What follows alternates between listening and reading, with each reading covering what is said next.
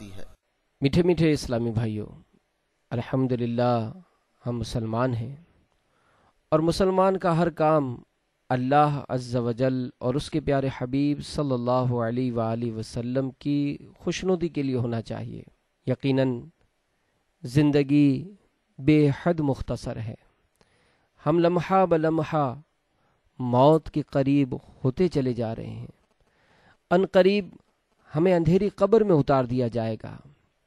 نجات تمام جہانوں کے پالنے والے خدائے رحمان عز و جل اور اس کے پیارے حبیب صلی اللہ علیہ وآلہ وسلم کے بتائے ہوئے کاموں میں لگ جانا ہے۔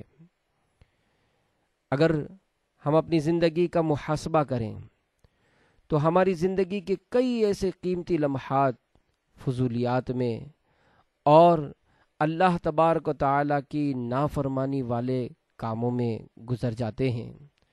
ہم غفلت کی نیند پڑے سوئے رہتے ہیں اور یکایک موت کا پیغام آ جاتا ہے اور بندہ حسرت زدہ اس دنیا سے رخصت ہو جاتا ہے۔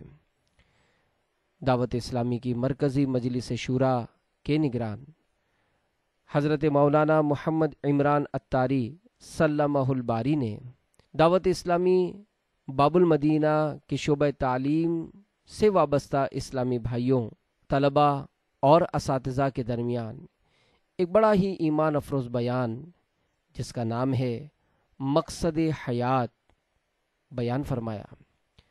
الحمدللہ اس بیان میں آپ نے زندگی کو کیسے گزارنا چاہیے اس کے بارے میں بہت ہی قیمتی مدنی پھول ارشاد فرمائے۔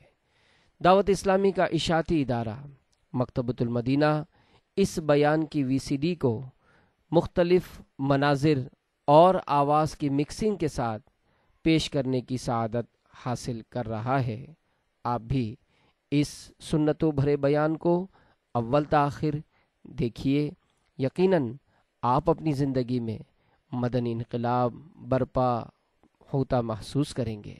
الحمدللہ رب العالمین والصلاة والسلام علی سید المرسلین، اما بعد فاعوذ باللہ من الشیطان الرجیم، بسم اللہ الرحمن الرحیم،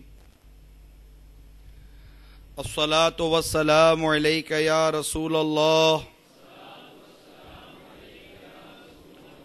وعلى آلك وأصحابك يا حبيب الله، الصلاة والسلام عليك يا نبي الله وعلى آلك وأصحابك يا نور الله۔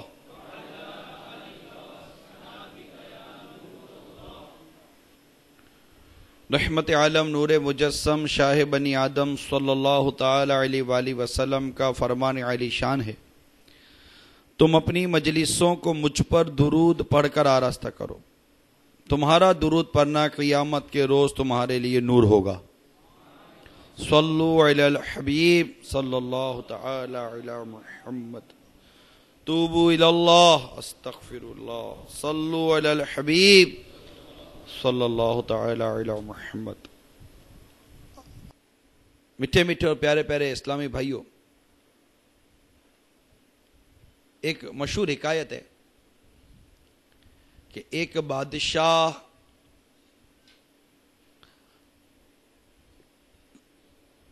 کہیں جا رہا تھا کہ اچانک ایک پتھر اڑتا ہوا بادشاہ کی جھولی میں گرا۔ جب بادشاہ نے پتھر کو دیکھا کہ اس کو پتھر لگا، اس نے اپنے خداموں کو حکم دیا کہ جا کر اس شخص کو ڈھونڈو جس سے پتھر پھینکا ہے۔ تو خدام گئے اور ایک گنوار قسم کا شخص تھا جو کسی باغ وغیرہ میں کھڑا تھا، اسے پکڑ کر بادشاہ کے آگے کھڑا کر دیا۔ بادشاہ نے اسے پوچھا کہ کیا یہ پتھر تم نے پھینکا ہے؟ تو اس نے کہا جی یہ پتھر میں نے پھینکا ہے، معاف فرما دیجئے، بھول ہو گئی،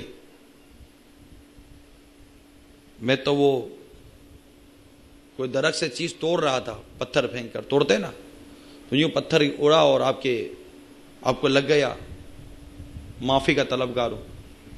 بادشاہ نے پوچھا جانتے ہو پتھر کیا ہے؟ کہا نہیں۔ کہا یہ قیمتی ہیرا ہے، یہ قیمتی ہیرا ہے۔ تو اس نے کہا میں نے تو سارے پتھر مار دیے، تو یہ آخری بچا تھا جو آپ کی جھولی میں اگر گر گیا۔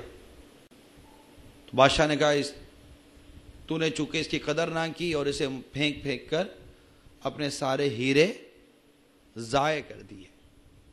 اب وہ سوائے افسوس کے کیا کر سکتا تھا؟ حکایت بڑی مختصر ہے مگر اس میں سبق بڑا جامع ہے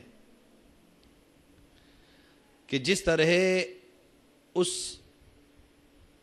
دیہاتی شخص نے ہیرے کی قدر نہ کی اور ہیرے اس نے ضائع کر دیے، آج کئی انسان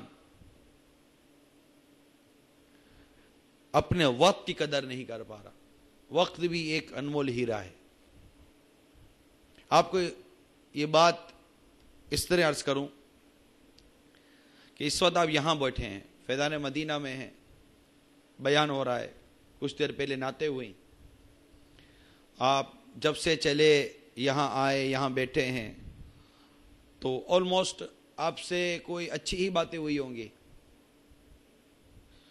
کوئی گناہ بھرا ماحول آپ کو یہاں ملا نہیں ہوگا، صحبت بھی عاشقان رسول کی میسر ہوئی، آتے جاتے ہوئے کچھ قلب کی اور ذہنی کیفیت میں بھی آپ مثبت تبدیلی محسوس کرتے ہوں گے۔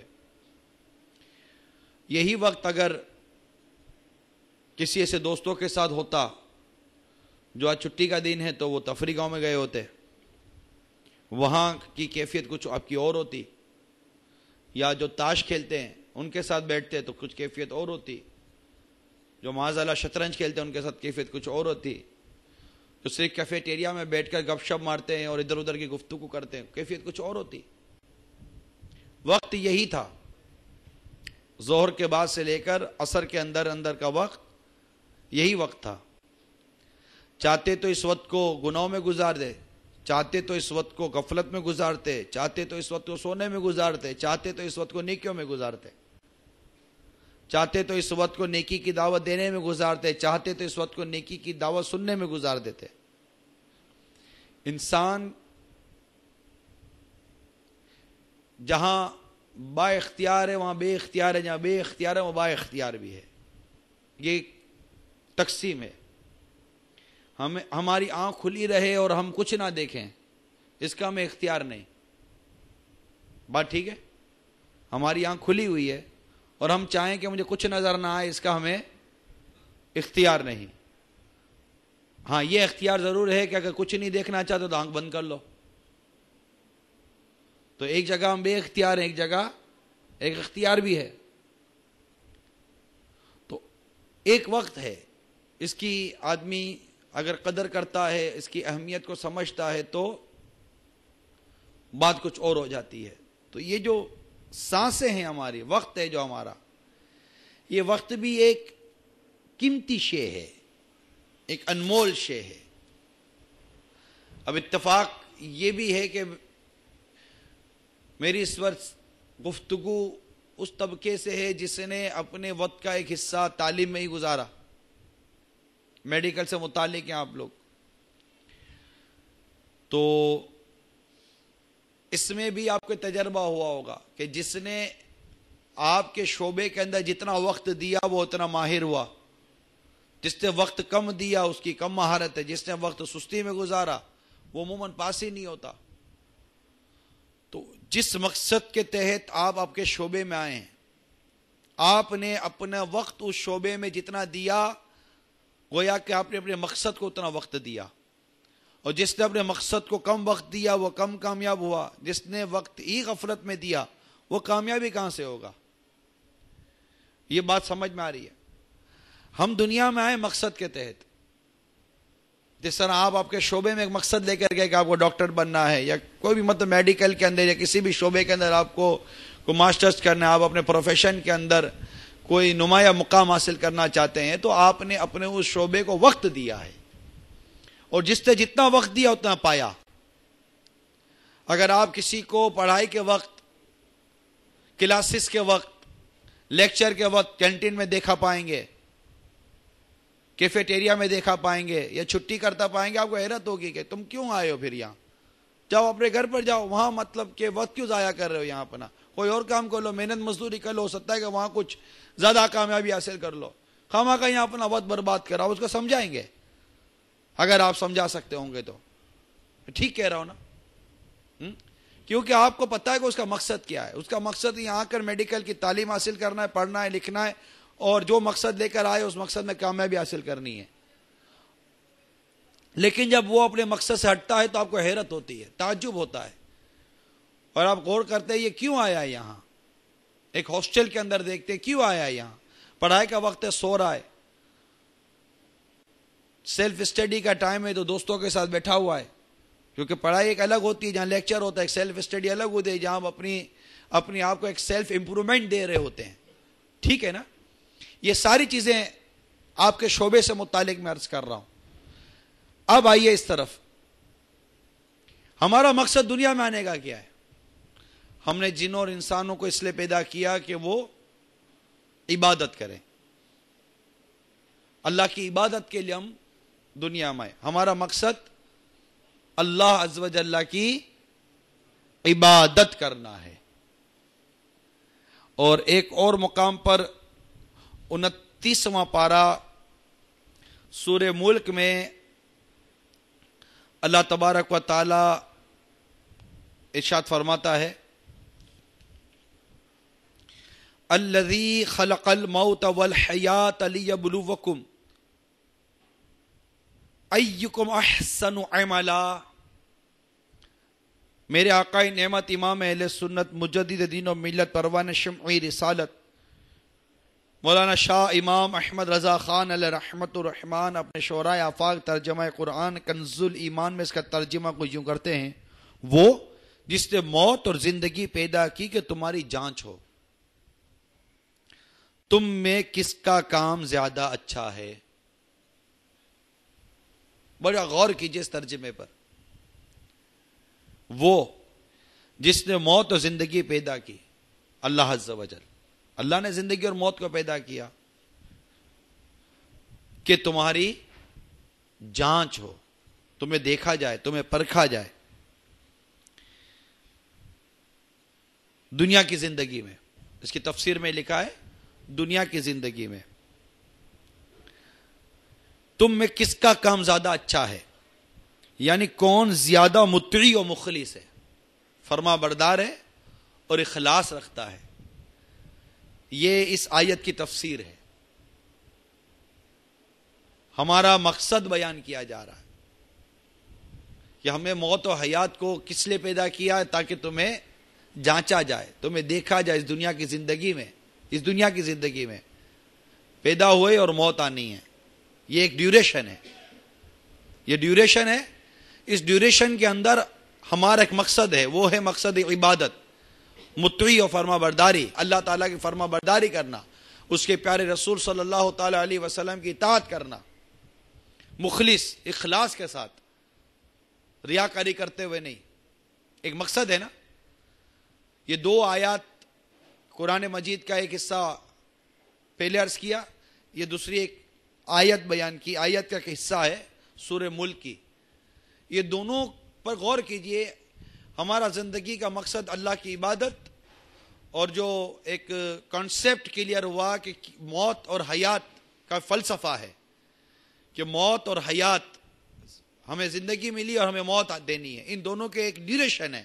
اس ڈیوریشن کے اندر کیا کرنا ہے، ایک ایم آف لائف دیا جا رہا ہے، ایک مقصد حیات دیا جا رہا ہے. وہ یہ ہے کہ ہم جانچیں، ہم دیکھیں گے تم میں سے کون اچھے عمل کرتا ہے، یہ دیکھا جائے گا. تو ایک مقصد دے دیا گیا، ایک لائن آف ایکشن مل گئی نا، کہ ہم جو دنیا میں آئے ہیں ہمیں ایک لائن آف ایکشن مل گئی. وہ لائن آف ایکشن یہ ہے کہ تمہیں موت، اللہ تعالیٰ نے جو زندگی اور موت عطا کی وہ اس لیے کہ ہم دیکھیں تمہیں سے کون اچھے عمل کرتا ہے، کون مطیع فرما بردار ہے، کون مخلص ہے. ایک لائن آف ایکشن ملی، عبادت کرنی ہے، اللہ تعالیٰ کی فرما برداری کرنی ہے، اخلاص کے ساتھ اللہ تبارک و تعالیٰ کی عبادت کرنی ہے، اس کے رسول صلی اللہ تعالیٰ علیہ وسلم کی سنتوں کی اتباع کرنی ہے. یہ ہمارا مقصد ہے.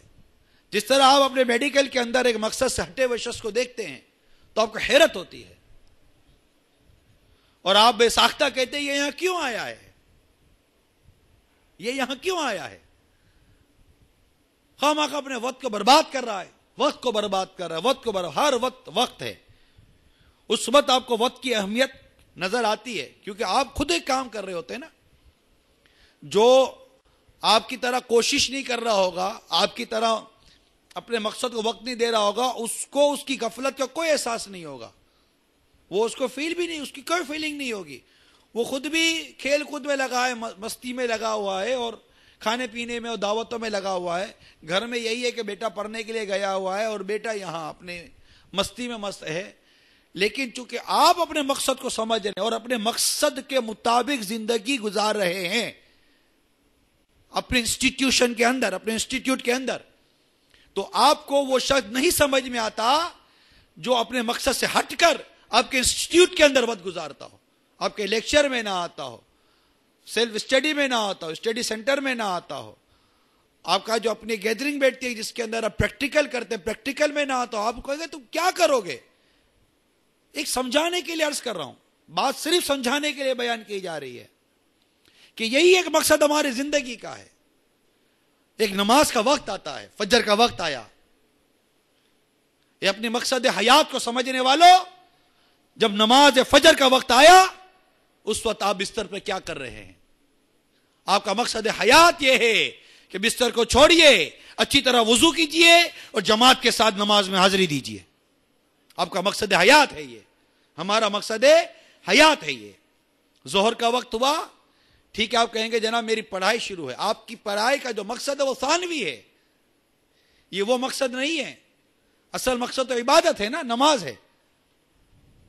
آپ جہاں بھی ہیں وہاں سے اٹھیے اور اٹھ کر آئیے اور نماز ظہر ادا کیجئے، وقت پر نماز عصر ادا کیجئے، وقت پر نماز مغرب ادا کیجئے، وقت پر نماز عشاء ادا کیجئے.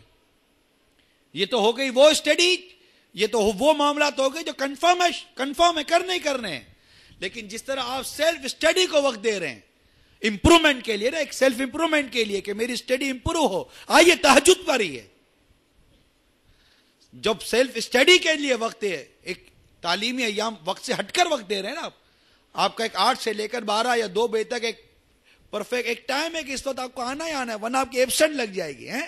ایبسنٹ کے ڈر سے ہم اپنے لیکچر کو مس نہیں کرتے، اپنی کلاس کو ڈراپ نہیں کرتے کہ کیا میرا اسٹیٹس کیا رہے گا، میری پڑھائی کا کیا بنے گا، میرے مقصد کا کیا بنے. لیکن اس سے ہٹ کر بھی آپ کہیں جا کر کسی ماہر سے سیکھتے ہیں کہ ذرا مجھے امپروو کیجئے، جس کی اچھی پریکٹس ہے، جو آپ سے زیادہ بہتر جانتا ہے. تو کیا ہم اپنے اس مقصد کے لیے جو بنیادی مقصد ہے عبادت، اللہ کو راضی کرنا، اپنی زندگی کے اس مقصد کو پورا کرنے کے لیے کیا ہم نے 5 نمازیں با جماعت تکبیر اولیٰ کے ساتھ مسجد کی پہلی صف میں ادا کی؟ ہمارا مقصد حیات ہے کہ ہم سچ بولیں، ہمارا مقصد حیات ہے کہ ہم غیبت سے بچیں، ہمارا مقصد حیات ہے کہ ہم نبی رحمت شفیع امت صلی اللہ تعالی علیہ وسلم کی سیرت مبارکہ پر عمل کریں. لقد کان لکم فی رسول اللہ اسوۃ حسنہ، تمہارے لیے رسول اللہ صلی اللہ تعالی علیہ وآلہ وسلم کی زندگی بہترین نمونہ عمل ہے. کیا ہم نے اس مقصد کو سمجھا؟ کیا ہم اس مقصد کی طرف آئے؟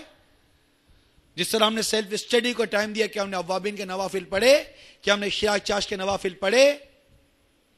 جس طرح جس کی پڑھائی چھوٹ جائے اور وہ آخری وقت کے اندر آتا ہے اپنی ایجوکیشن حاصل کرنے کے لیے، پڑھائی حاصل کرنے کے لیے، تو اپنا پچھلا جو لاس ہو گیا اس کو کور کرنے کے لیے الگ سے وقت دیتا ہے یا نہیں دیتا؟ یہ بتائیے. دیتا ہے نا؟ مثال کے طور پر آپ بیمار ہو گئے، 30 دن تک آپ ایڈمٹ ہو گئے، 30 دن کے بعد جب آپ اپنی کلاس میں آئیں گے، آپ کی پڑھائی چلی گئی، آپ وہاں سے تو جوائن کریں گے جہاں سے آپ کی پڑھائی شروع ہو رہی ہے، جہاں سے آپ نے جوائن کیا، اور کوشش کریں گے کہ ایک بھی میرا پیریڈ مس نہ ہو، لیکن جو 30 دن کا گیپ آیا آپ اس کو فلفل کرنے کے لیے پریکٹس کریں گے، دوسروں کے پاس جائیں گے کہ بتاؤ پیچھے کیا ہوا تاکہ میں اس کو کور کر سکوں، جو پچھلی نمازیں قضا ہوئی ان کی ادائیگی کی فکر کون کرے گا؟ کہیں ایسا تو نہیں کہ ہم اپنے مقصد سے ہٹ گئے؟ جس وقت جو کام ہم اس وقت کر رہے ہیں، اب تجارت کر رہے ہیں، اب میڈیکل کر رہے ہیں، اب انجینئرنگ کر رہے ہیں، یا جو بھی کر رہے ہیں، میں اس پر بحث نہیں کرتا کہ کیا کر رہے ہیں، کیوں کر رہے ہیں، ضرورت ہے یا نہیں ہے، لیکن اس وقت جو ٹاپک ہے وہ وقت ہے، وقت کی اہمیت ہے، اپنے مقصد کو سمجھنا ہے۔ تو جو کچھ ہم کر رہے ہیں اگر آپ غور کریں تو یہ ضرورت ہے، یہ مقصد نہیں ہے۔ ضرورت ہے نا، کھانا میری کیا ہے؟ ضرورت ہے، مقصد تو نہیں ہے۔ مقصد تو عبادت ہے، عبادت پر قوت پانے کے لیے میں کھانا کھاتا ہوں، عبادت پر قوت پانے کے لیے مجھے پانی پینا ہے، جو اچھی اچھی نیتیں ہیں، عبادت پر قوت پانے کے لیے اور یکسوئی کے ساتھ عبادت کرنے کے لیے میں اپنے گھر والوں کے لیے روزگار کماتا ہوں تاکہ میں اور میرے گھر والے محتاجی سے بچیں اور میں یکسوئی کے ساتھ دل جمعی کے ساتھ رب کی عبادت کر سکوں۔ تمام تر اچھی نیتوں کا محور، تمام تر اچھی نیتوں کا مرکز یہ اللہ کی عبادت بنتی ہے۔ اللہ کی عبادت کرنے کے لیے، اللہ کی عبادت پر قوت پانے کے لیے، وما خلقت الجن والانس الا لیعبدون، ہم نے جن اور انسانوں کو اپنی عبادت کے لیے پیدا کیا ہے۔ اس آیت کریمہ کا خلاصہ یہی ہے، عبادت کے لیے ہم آئے، تو عبادت یہ ہمارا مقصد ہے۔ بات سمجھ رہے ہیں نا اب آپ؟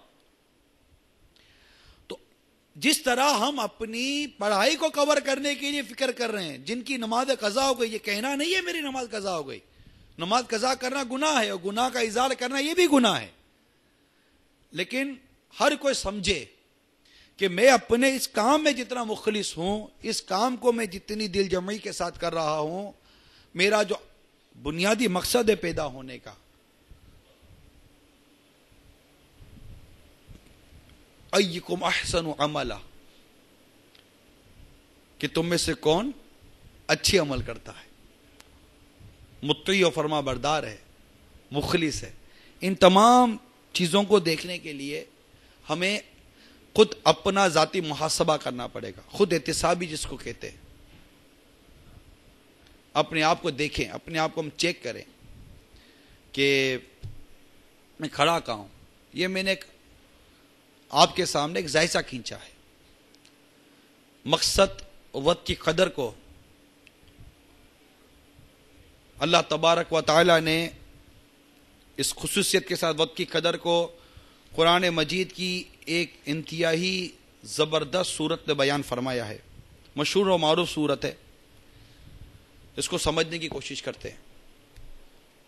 اس زمانہ محبوب کی قسم، بے شک آدمی ضرور نقصان میں ہے مگر جو ایمان لائے اور اچھے کام کیے اور ایک دوسرے کو حق کی تاکید کی اور ایک دوسرے کو صبر کی وصیت کی۔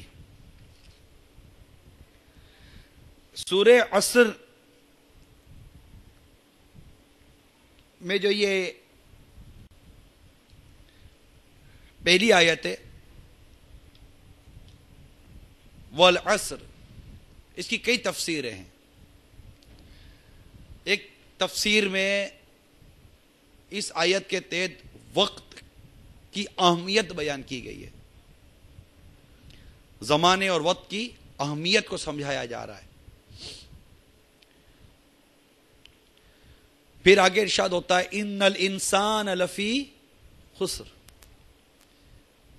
بے شک آدمی ضرور نقصان میں ہے۔ بات واضح ہو گئی، آدمی ضرور نقصان میں ہے۔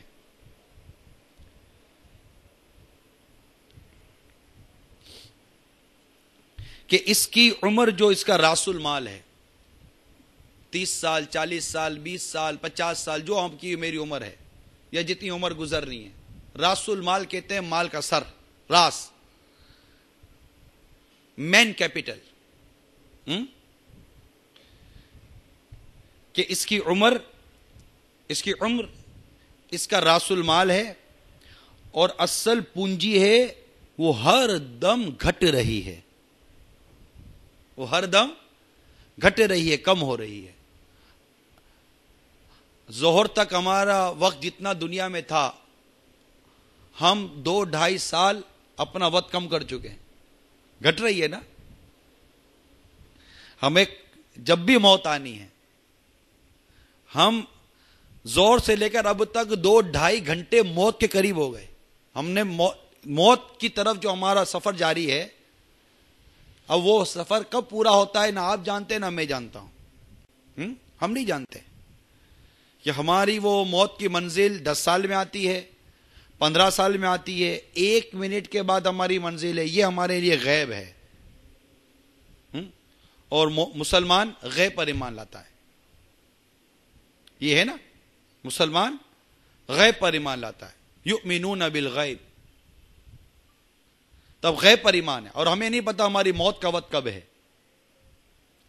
لیکن یہ طے ہے کہ موت آنی ضرور ہے۔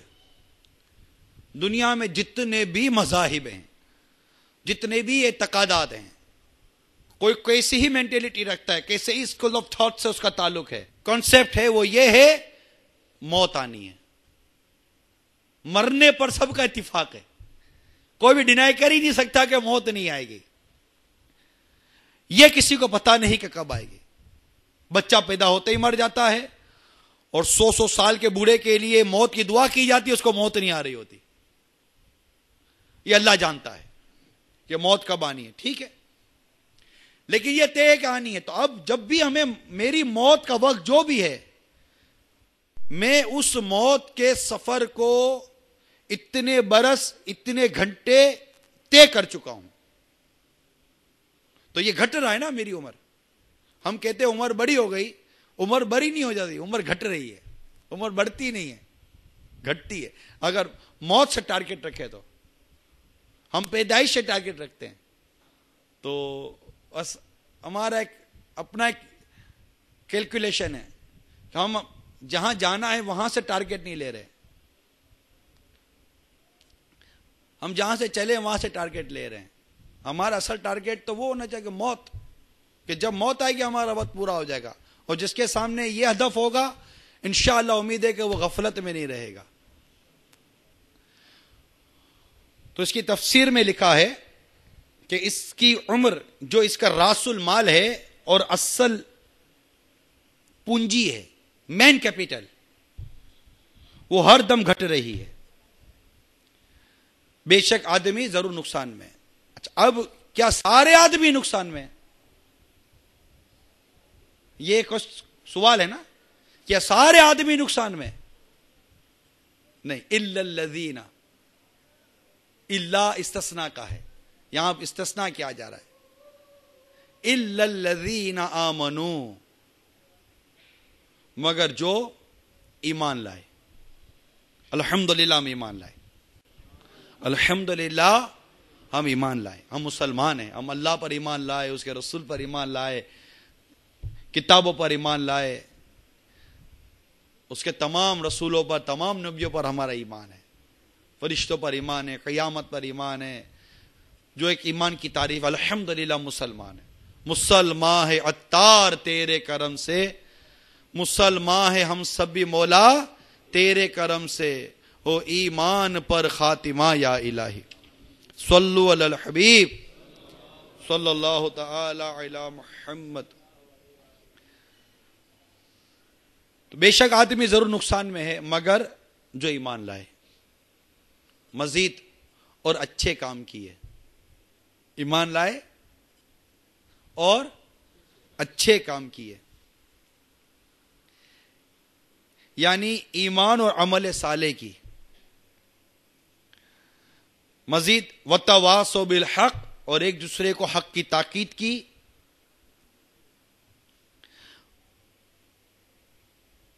تاکید سے مراد ایمان اور عمل صالح، نیکی کی دعوت، اور ایک دوسرے کو صبر کی وصیت کی ان تکلیفوں اور مشقتوں پر جو دین کی راہ میں پیش آئیں، یہ لوگ بفضل الہی ٹوٹے میں نہیں یعنی نقصان میں نہیں، کیونکہ ان کی جتنی عمر گزری نیکی اور طاعت میں گزری تو وہ نفع پانے والے ہیں۔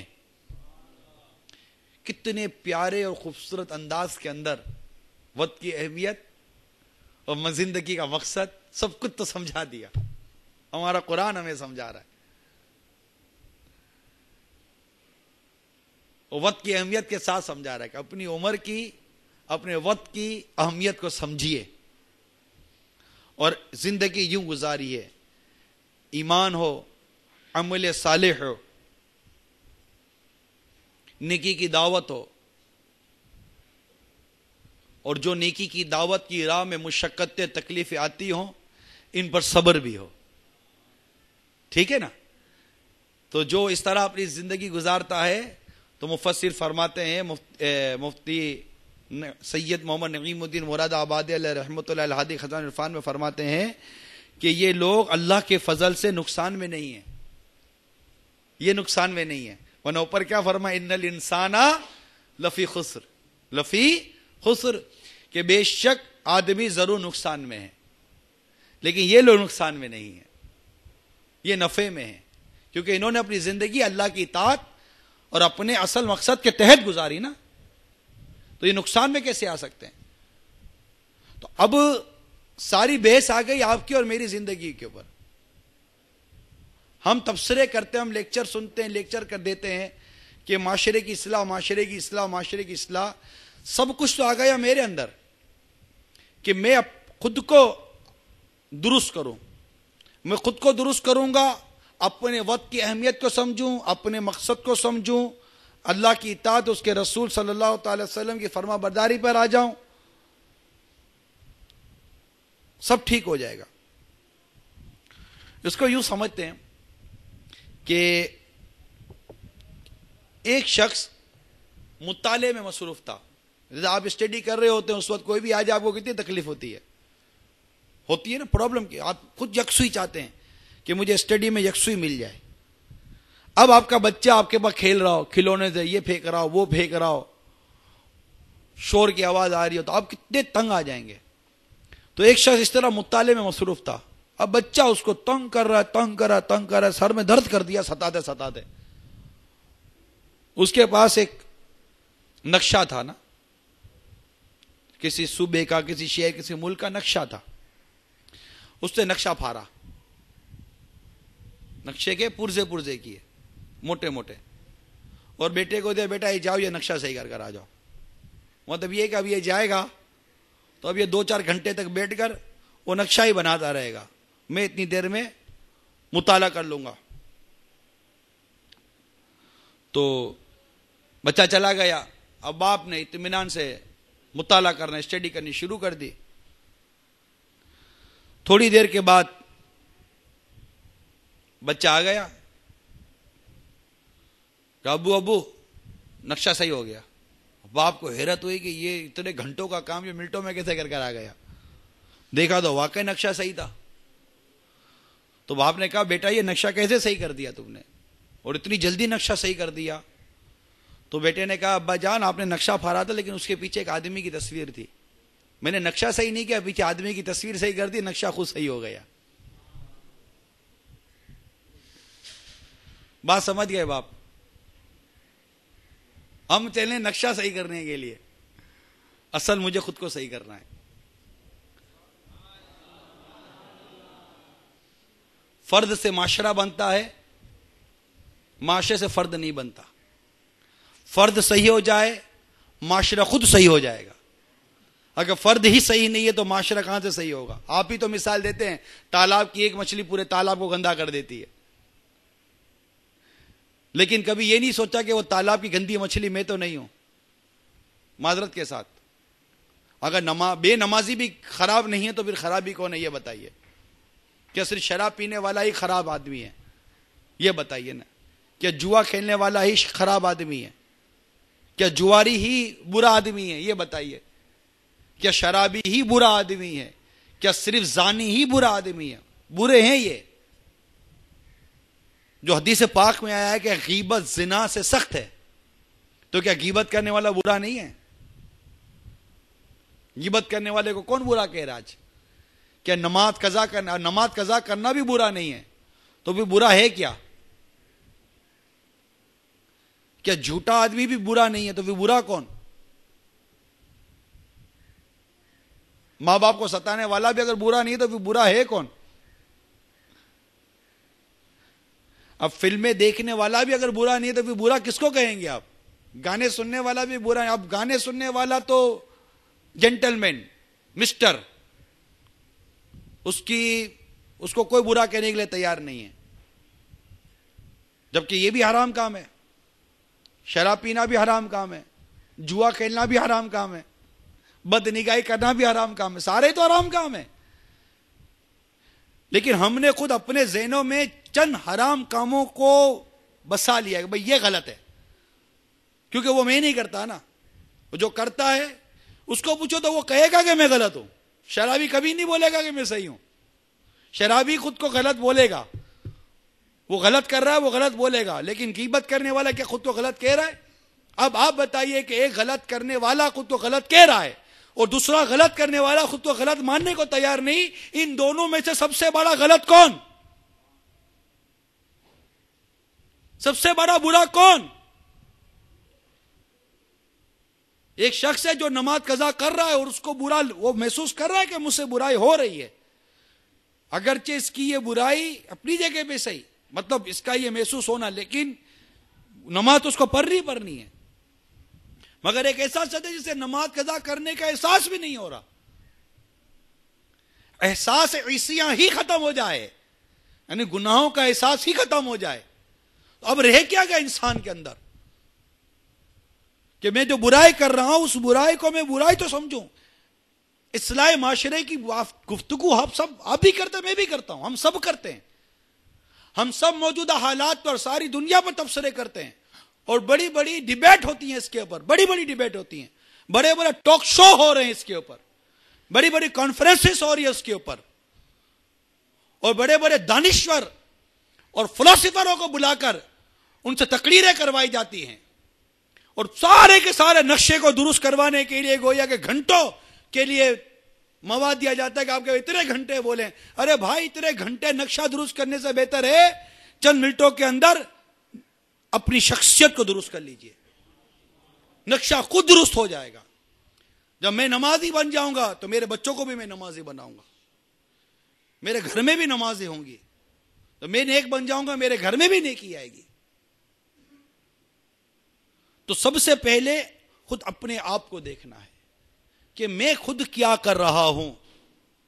اپنی تصویر کو درست کرنا ہے, اپنے کریکٹر کو درست کرنا ہے. اس کے لیے ہمیں اپنے مقصد کو اور وقت کی اہمیت کو سمجھنا پڑے گا کہ یہی ڈیوریشن ہے, جس ڈیوریشن میں ہم کو سانس آ رہی ہے, ہم جو جی رہے ہیں, یہی ایک وقت ہے. اور اس میں بھی خصوصیت کے ساتھ وہ وقت ہے جن وقات کے اندر ہمارے بدن اور ہڈیوں میں جان ہے, قوت ہے, طاقت ہے. اس دوران ہم کر سکتے ہیں. اس وقت رکوع اور سجود کرتے وقت ہماری زبان میں او کی آواز نہیں نکلے گی, ہماری کمر ٹیڑھی نہیں ہے, ہم سیدھی کمر کے ساتھ سنت کی ادائیگی کرتے ہوئے ہم رکوع کر سکتے ہیں. رکوع کر لیں اس وقت کہ قیامت کے دن جن خوش نصیبوں کو اللہ تعالیٰ اپنے عرش کے سائے میں جگہ عطا فرمائے گا, اس میں ایک ایسا شخص بھی ہوگا جس نے اپنی جوانی اللہ کی عبادت میں گزاری ہوگی. اللہ تعالیٰ اپنے عرش کے سائے میں جگہ دے گا. اور کتنا خوش نصیب ہے وہ شخص جسے قیامت کے دن, ابھی پنکھے بند کر دیے جائیں, آپ کو گرمی ہوگی نا, جبکہ یہ شیڈ موجود ہے. سورج اتنا دور ہے کہ ہمیں گنتی بھی نہیں پتا, کتابوں میں اگرچہ لکھی ہوئی ہے. اور اس وقت سورج اپنی پشت پر ہے, اپوزٹ ہے. اس وقت قیامت کے دن تانبے کی زمین ہوگی, سورج 1.25 میل پر آگ برسا رہا ہوگا اور اپنے رخ پر ہوگا. اس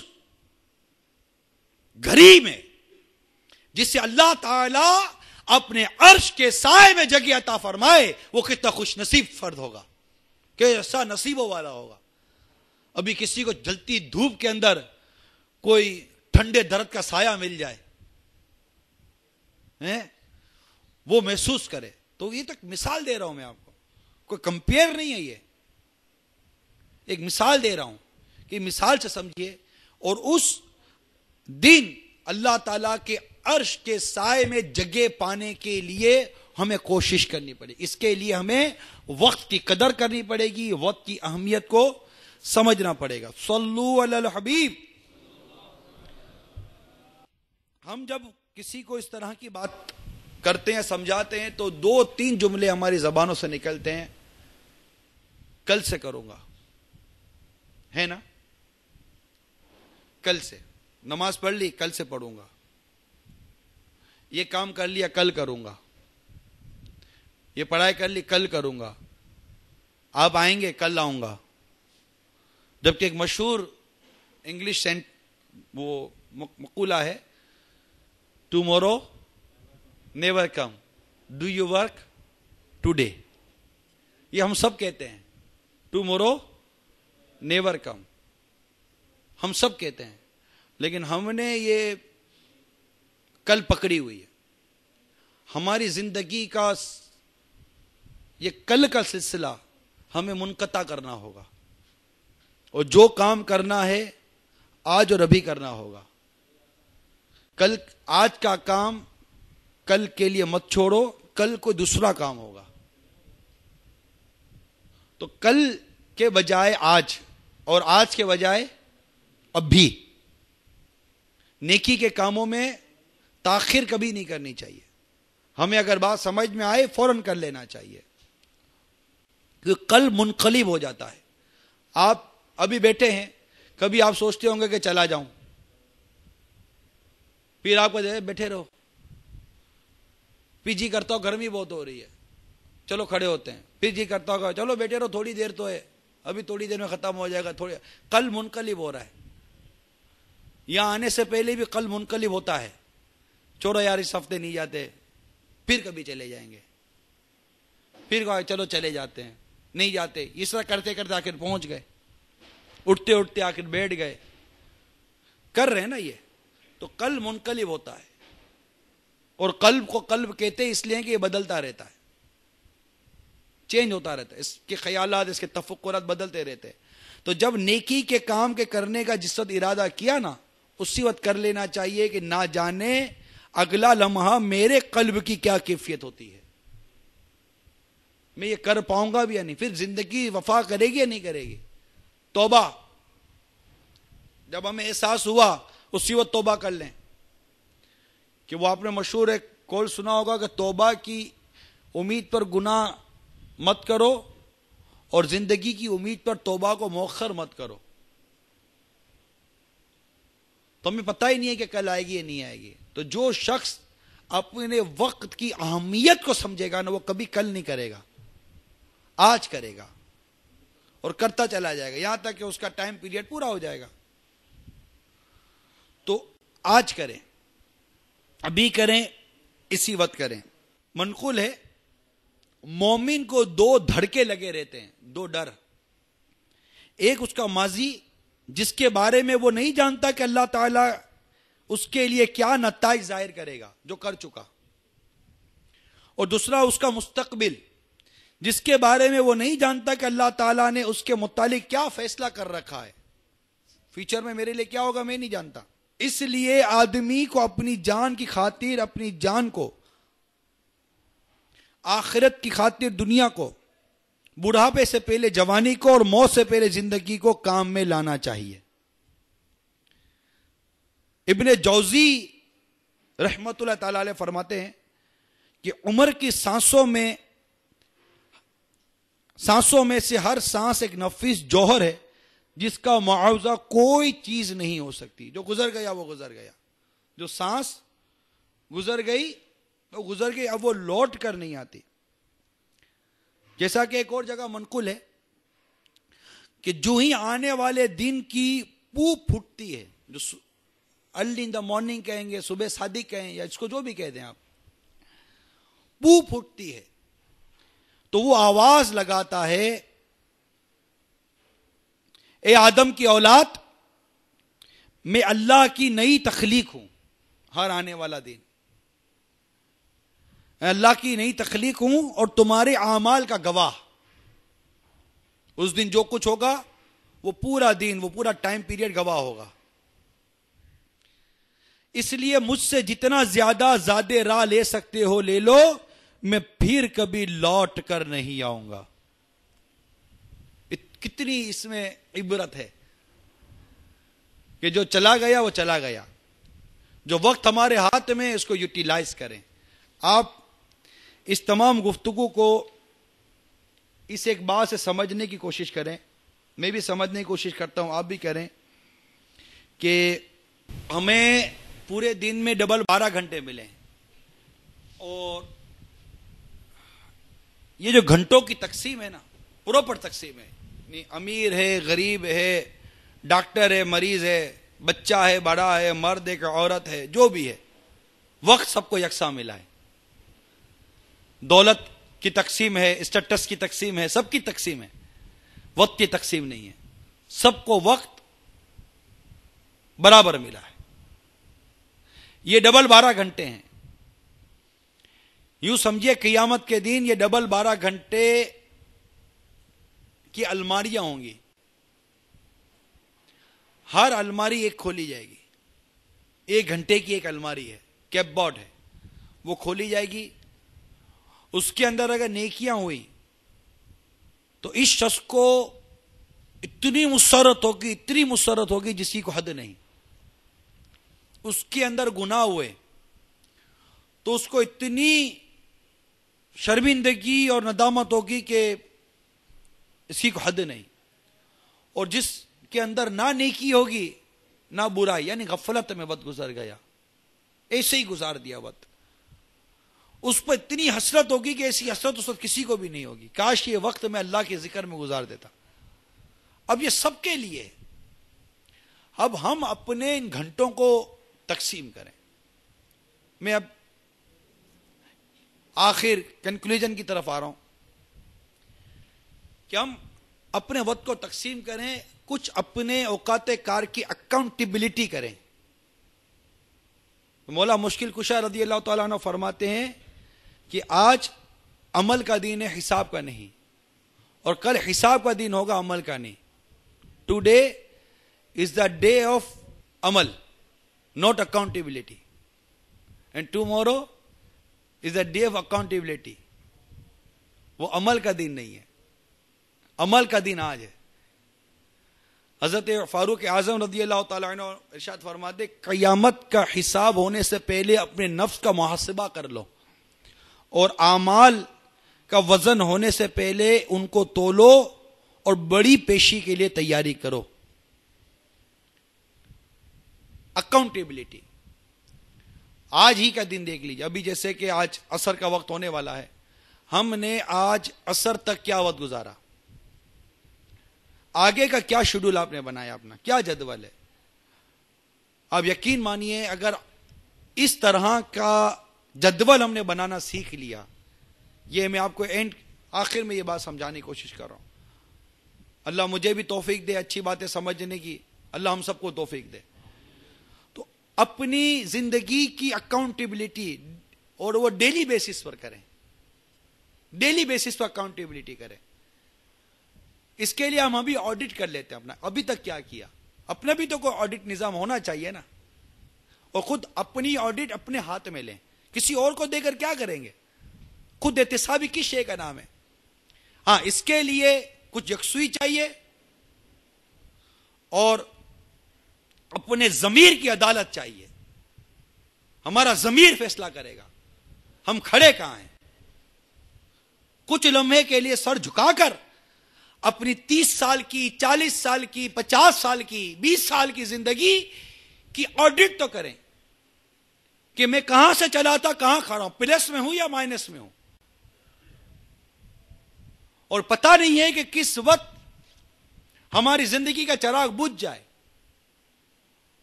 اگر پروفٹ میں ہوں اللہ کا شکر ادا کریں. یعنی پروفٹ سے مراد میری زندگی نیکیوں بھری ہے، میں نمازوں کا پابند ہوں، میں روزوں کا پابند ہوں، میں جھوٹ سے بچتا ہوں، میں غیبت سے بچتا ہوں، گناہ کبیرہ سے بچتا ہوں، مسلمانوں کی بلا اجازت شرعی دل آزاری سے بچتا ہوں، ماں باپ کو ستاتا نہیں ہوں. اس طرح کی جو کوالٹیز ہیں ان کو چیک کریں. یہی نفع والی چیزیں ہیں نا. اور جو نقصان دہ چیزیں ان کو دیکھیں. تو اب اپنی خود ڈیبٹ اور کریڈٹ کی انٹری خود پاس کریں نا, اپنے ٹرانزیکشن خود لکھیں اور اس کے بعد اس کا ریزلٹ خود نکالے نا. میتھڈ آپ کے ہاتھ میں. اکاؤنٹس کا ایک ہے نا کہ میتھڈ آپ جو بھی یوز کریں, ریزلٹ کے اوپر اصل ڈسکس ہے کہ ریزلٹ کیا ہے. کئی میتھڈ ہوتے ہیں کسی چیز کے ریزلٹ لانے کے لیے. دعوت اسلامی نے بھی ہمیں ایک میتھڈ دیا ہے اکاؤنٹیبلٹی کے لیے اور اپنی آڈٹ کے لیے. دعوت اسلامی نے ایک میتھڈ دیا. اگر آپ کو میتھڈ چاہیے تو دعوت اسلامی سے لے لیجئے, اور وہ میتھڈ ہے مدنی انعامات. مدنی انعامات کو لے لیجئے, اپنی اکاؤنٹیبلٹی کے لیے مدنی انعامات کو لے لیجئے. بلیو کریں, آپ نے اگر نہیں پڑھا تو ایک بار پڑھ کے دیکھیے. آپ ایک بار اس کو چیک کریں کہ مدنی انعامات کیا ہیں. اگر آپ نے نہیں دیکھا تو یہ مدنی انعامات کے کارڈ کی زیارت کر لیجئے. جس طرح ایک کاروباری شخص اپنی کیش بک کو اپنے ساتھ رکھتا ہے, پیٹی کیش تو اپنے ساتھ ہی رکھتا ہے نا, کہ وہ کاپی ساتھ رکھتا ہے اگر اس کو زیادہ حساب کتاب نہیں آتا تو. ڈے ٹو ڈے کی ڈائری مینٹین کرتا ہے کہ آج کیا آیا, کیا چلا گیا, چائے والے کو کتنے دیا, کھانے والے کو کتنے دیا, مزدور کو کتنے دیے, آدمیوں کو کتنے دیے, یہ کتنا دیا, وہ کتنا دیا, سارا لکھتا ہے. اور جو کمایا وہ سارا لکھتا ہے. ڈے ٹو ڈے کی وہ ترکیب ضرور بناتا ہے. کرتا ہے یا نہیں کرتا؟ ایک کچا حساب کتاب جاننے والا بھی اتنا ضرور کرتا ہے کہ میں نفع میں ہوں کہ نقصان میں ہوں. صبح سے لے کر رات تک میں دکان پر بیٹھا ہوں, میں نے نفع کیا نقصان کیا. ہر عقل مند آدمی اس معاملے میں غور و تفکر کرتا ضرور ہے. ایک نوکر پیشہ شخص ہے, وہ بھی مہینے کے آخر کے اندر اپنے گھر کے حساب کتاب اور اپنی آمدنی کے متعلق غور و تفکر کرتا, تو بیوی بچوں کو بٹھا کر کرتا ہے کہ میں اتنا کماتا ہوں, اتنی بجلی خرچ ہو رہی ہے, اتنا گویا کہ اپنے مطلب راشن آ رہا ہے, اتنا ٹیلی فون کا بل جا رہا ہے, اتنا گیس کا بل جا رہا ہے, اپنی یوٹیلیٹیز بل کی اور اپنے تمام تر حساب کتاب کی, بچوں کی اسکول کی فیس کی, یہاں تک کہ بچوں کے جو چاکلیٹ اور چپس اور دیگر چیزیں لیتے ان سب کا حساب رکھتا ہے کہ رکشے میں جا رہے تو بس میں چلے جاتے, بس میں جا رہے تو پیدل چلے جاتے. یہ سارا حساب کتاب ہم رکھتے ہیں کیونکہ ہمیں اپنی زندگی گزارنی ہے. یہ چند سالوں کی زندگی کے لیے اتنی اکاؤنٹیبلٹی ہے, اور قبر کے اتنے طویل سفر کے لیے, قیامت کے اتنے زبردست سفر کے لیے ہمارے کوئی اکاؤنٹیبلٹی کا سسٹم نہیں ہے. ہم نے کوئی حساب کتاب کا نظام نہیں رکھا. اتنی بڑی زندگی گزار رہے ہیں, 12 گھنٹے دکان پر وقت گزارنے والا, 12 گھنٹے دکان میں وقت گزارنے والا اپنے حساب کتاب کے لیے متفکر ہے, لیکن 30 سال 40 سال زندگی کے گزار دیے اس دنیا کی دکان کے اندر. میرا اس وقت حساب کتاب کس پوزیشن میں ہے, کیا یہ دیکھنے کی ذمہ داری نہیں ہے ہماری؟ کیا ہم بس ایک ہی ڈائریکشن پر چلتے چلے جائیں گے؟ دعوت اسلامی ہمیں خود احتسابی کی طرف بلا رہی ہے. تو میں امید کروں کہ آج اپنے وقت اور اپنے مقصد کی اہمیت کو سمجھتے ہوئے سیلف اکاؤنٹیبلٹی کی طرف توجہ کریں, خود احتسابی کی توجہ کریں گے, اور مدنی انعامات کو اپنی حرز جاں بنائیں گے. کون کو نیت کرتا ہے؟ تماشا بھائی ہاتھ اٹھا کے نیت کرے کہ انشاءاللہ تعالی آج کے بعد ہم مدنی انعامات پر عمل کریں گے, روزانہ فکر مدینہ کریں گے. یہ تو کوئی مشکل کام نہیں ہے نا, 2-4 منٹ کا کام دیا ہے یار, صرف 2-4 منٹ کا کام ہے. تو میرے میٹھے میٹھے پیارے پیارے اسلامی بھائیوں, آپ نے نیت کی کہ انشاءاللہ تعالی اپنے وقت کی اہمیت اور اپنے مقصد کو سمجھتے ہوئے مدنی انعامات پر عمل کریں گے. زور سے تو کہہ دیں انشاءاللہ. میں بھی اللہ کا ذکر ہے, اللہ کا ذکر ہے نا, انشاءاللہ. زور سے کہہ دیں انشاءاللہ عز و جل. تو آپ نے سورہ عصر کا ترجمہ و تفسیر بھی سنی. میرا حسن ظن ہے کہ سورہ عصر کے مطابق زندگی گزارنے کا بہترین طریقہ اور ایک گائیڈ لائن مدنی انعامات میں ہے. مدنی انعامات پر عمل کریں گے انشاءاللہ عز و جل. میرا حسن ظن ہے کہ اس سورہ مبارکہ کے ارشادات کے مطابق زندگی گزرے گی. امام فخر الدین رازی رحمت اللہ تعالی علیہ نے ایک برف بیچتے ہیں, آئس, برف فروش کو دیکھا کہ وہ کہہ رہا تھا, وہ دھوپ میں برف بیچ رہا تھا اور یہ کہتا جا رہا تھا, اے لوگو اس شخص پر رحم کرو جس کا سرمایہ پگھلا جا رہا ہے.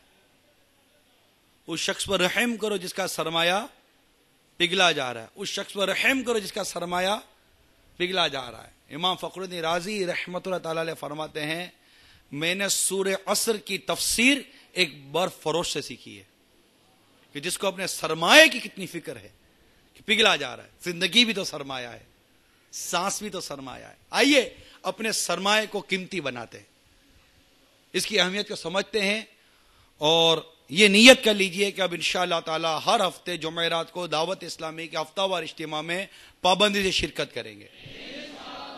اسی طرح اپنے ایام کو, اپنے اوقات کار کو بہتر بنانے کے لیے, مضبوط بنانے کے لیے اور اہم بنانے کے لیے مدنی قافلوں میں سفر کریں. آپ اتنا وقت تو دے ہی رہے ہیں, اپنا گھر بار چھوڑ کر بھی باز پڑے رہتے ہیں اپنے ہاسٹل کے اندر, تو کچھ کم از کم 3 دن ہی کے لیے صحیح اللہ کی راہ میں سفر اختیار کر کے مسجد میں پڑے رہیں. اللہ تعالی عمل کی توفیق عطا فرمائے.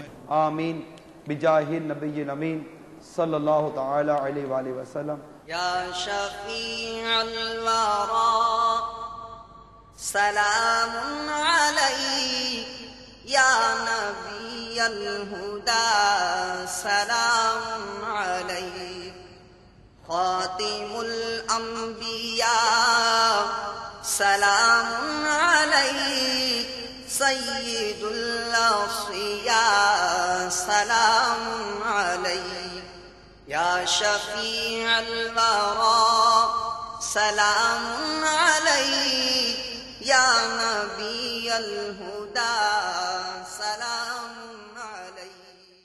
لوٹنے رحمتیں قافلے میں چلو, سیکھنے سنتیں قافلے میں چلو, قافلے میں چلو, قافلے میں چلو, قافلے میں چلو, قافلے میں چلو.